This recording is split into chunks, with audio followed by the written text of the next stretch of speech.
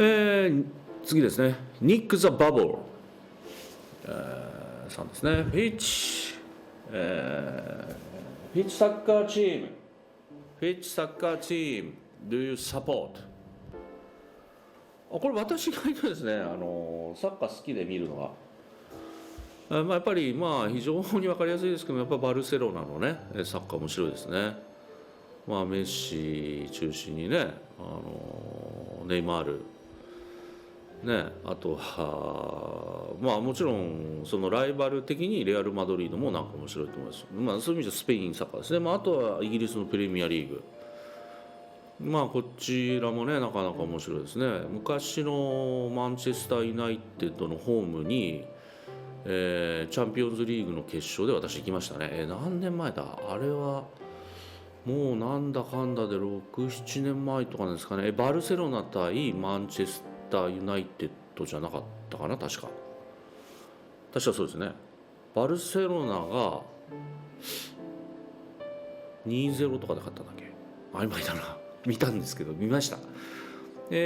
なみにワールドカップも結構見に行っててですね、最近のは行ってないんですけど、フランス大会に行ったのと、あとドイツのドルトムントとかに、日本対アルゼンチンの試合とか見に行ったかな。フランスでは確かブラジル対日本、前半、ブラジルが日本を舐めてかかってですね、なかなか日本が活躍したら後半ブラジルが本気を出しやがってですね、もう赤子の手をひねるようにもう日本をねズタボロにしたというね、いい加減にしろっていう試合でしたけども、楽しかったですね。はい。さあ次の質問です。NOLA だ。NOLA つながってんの？ NOL アナードキャスト、本当わかんない。Sometimes when games come to America from Japan, they are changed. はい、そうですね。そういうことはありますね。Was there any changes made to your games that you found surprising? はい。これはあんまないかな。やっぱ僕はFF 時代からやっぱりローカライズはそのスクエアの内製チームでやってましたし、スクエアが発売してましたから、なんていうのかな、ある意味監修もしつつちゃんと納得のいく形ではやってたつもりなので、そういった意味ではブルードラゴンとかロストオデッセイみたいなものも例えばありますし、ラストストーリー、あともちろんテラバトルもやってるんですけども、こちらも特にロストオデッセイなんかは、最初に逆に英語でセリフを作ってですね、CG のイベントのいわゆるリップシンク、口パク、これ英語に合わせました僕。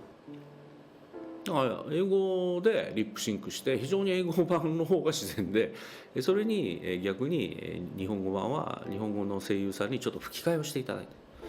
これアメリカの方はちょっとわからないかもしれないですけども、実はそのハリウッド映画等を日本人の声優さんなり俳優さんが吹き替えをした日本語吹き替え版というのが実は日本の国では多々あるんですね。字幕版と吹き替え版と両方存在するんです大体。でその場合はもちろん実写なのでこのリップシンクというか口の動きですね、これを変えるわけにはいかないので、なるべくその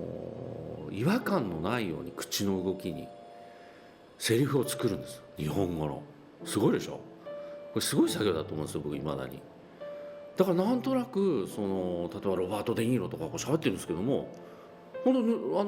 そのハリウッドの俳優さんがね本当に日本語喋ってる風に見えるんですね。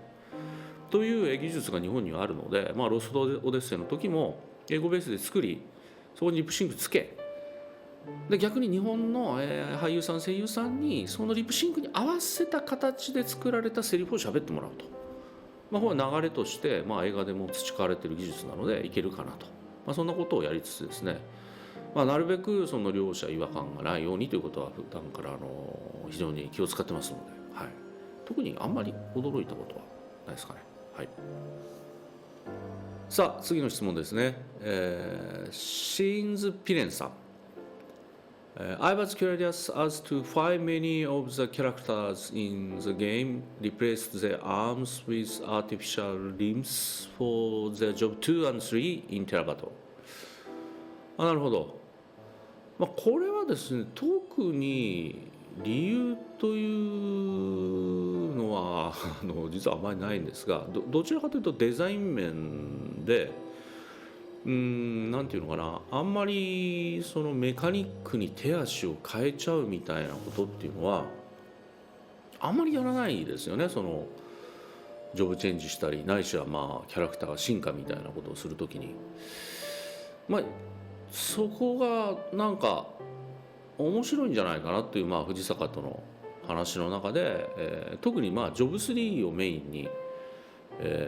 体の一部ないしはまあ何かその機械の乗り物みたいなのに例えば乗ってるとかね、その機械っていうものが合成されていくっていうようなことをやってみようと。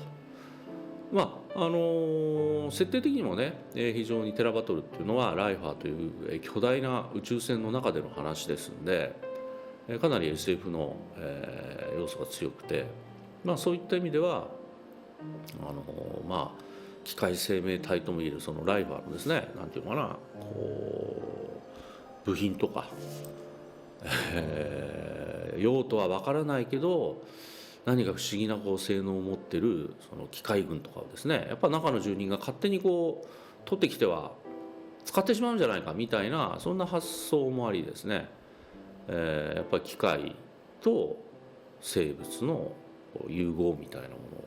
のを、全体の世界観からしてもなんていうのかな、フィットするんじゃないかと、そんな気持ちで、やってみました。さあ次ですザ・インディゴ・ゲーミング。これは発音できるぞ。インディゴ・ゲーミングですね。インディゴ・ゲーミングさん。昔インディゴっていうねシリコングラフィックスのマシンありましたね。ちょっと安い版だったかな、インディゴからしてんの。なんか緑とか青とかだったですね、当時のねシリコングラフィックス。CG マシンです。 CG を制作するためのマシンですね。インディゴお世話になりました。はい、関係ないですけどね。Did you ever play Dungeons and Dragons in your youth?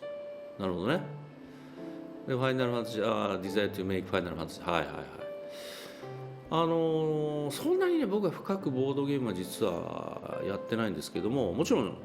知ってました。特にですね、FF1 でから参加してる河津俊明っていう、その後サガシリーズとかの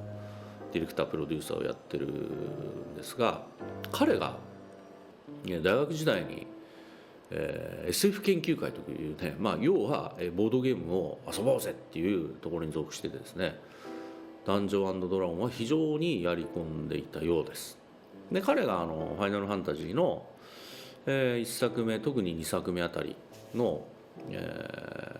モンスターの設計なんかをしてましたので、そういう意味ではファイナルファンタジーの初期の頃に D&D がかなり影響は及ぼしてるんじゃないかなと、それは僕も感じてますね。RPG のなんて言うんでしょう、元祖ですからね。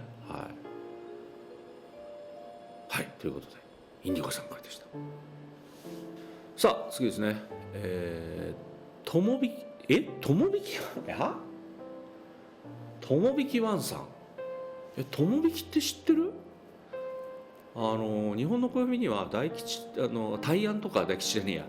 大安とかこう仏滅とか、そうやって日によってこうおめでたいことに向いてる日とかいろいろあるんですけども、ともびきっていうね、そういう日もあります。その分かってるのかな、ともびきワン。How long does it take to create a new character? なるほどなるほど。What are some things you think about when そうですね。デザイニングスキルズ、キャラクタリスティクス。英語力のなさが分かってしまいますね。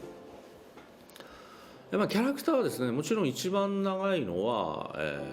藤坂がデザインをするという時間ですね。これは彼の絵を見てもらえば分かる通り、もう線画も非常にディテールがありますし、何しろその前に何ていうのかな、こう洋服とか例えばもう靴とかね、ものすごくデザインで工夫されてますんで、そこをそのアイデア出しするようなことも含めて、一体につきジョブ例えば1、2、3があれば3枚ですから、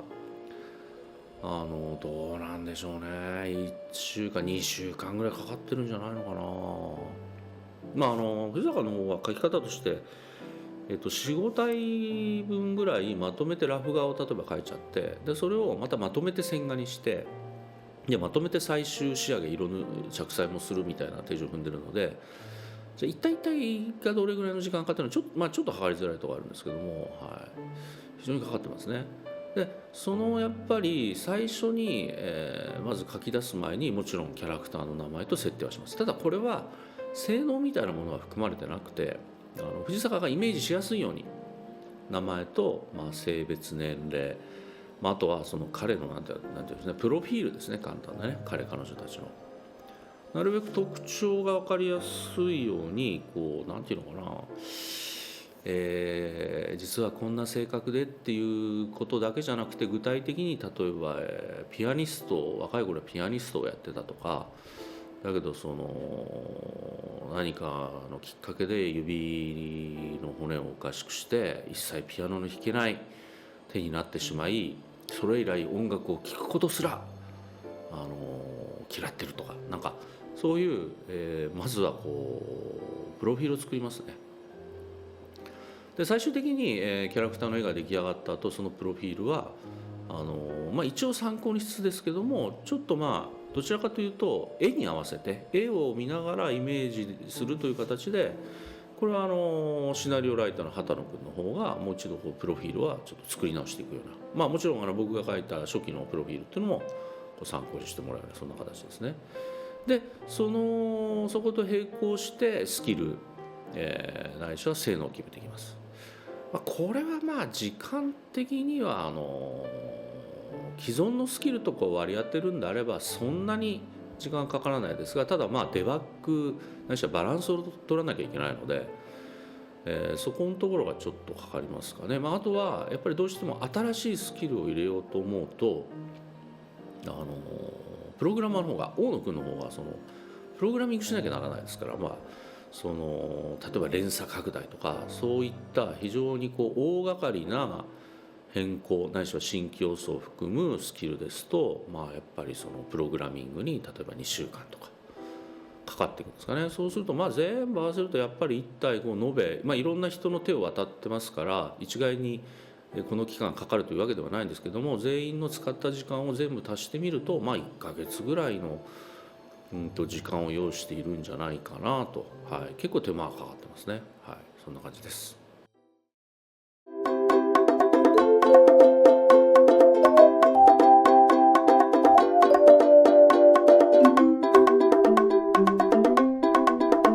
アシクラ